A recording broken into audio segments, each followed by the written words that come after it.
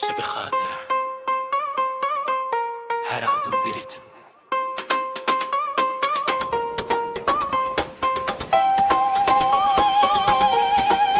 Bakı küçələrində gəzirik biz. Hər yan bizim, hər yan bizim.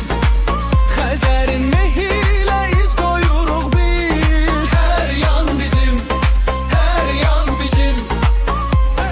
Şəhərin nəfəsi səhər açılır, bulvar oyanır, niş alovlanıb qızıl boyanır. Targovu dolur, insanlar axır, qız qalası bizə uzaqdan baxır. Nizami küçəsi, addımlar səsli, gəncliyin ruhu hamı həvəsli. Köhməmələrlə dar dolan baxlar, burada yaşanır ən böyük eşqlər. Bakı küçələrində gəzirik biz. Hər yan bizim, hər yan bizim.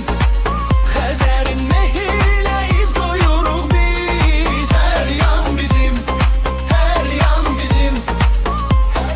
Gecənin işığında, gecə gələndə şəhər dəyişir. İşıqlar yaks edir, ulduz döyüşür. Alov güllələri göyə can atır. Bakı heç vaxt yatmır. Maşınları düşür, musiqi yüksək. Dostlarla bir yerdə vuran bir ürək. Yasamal Sovetski ya da bayıl. Hər qarış torpağa olmuşur qarır.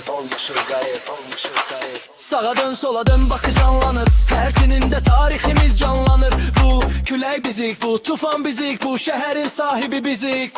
Heç Bakı ruhu kimi çay içir. Köhnə şəhərdə, kimi qaçışda, kimi kədərdə. Amma bu şəhər birləşdirir bizi. Silinməz əlblərdən Bakının izi. Neft qoxusu yox, dost toxusu. Bakıda hər kəsin şirin yuxusu. Qaldır əlləri, ritmə qoşul. Sən Bakı bizimlədir. Qopma bu hissdən. Bakı küçələri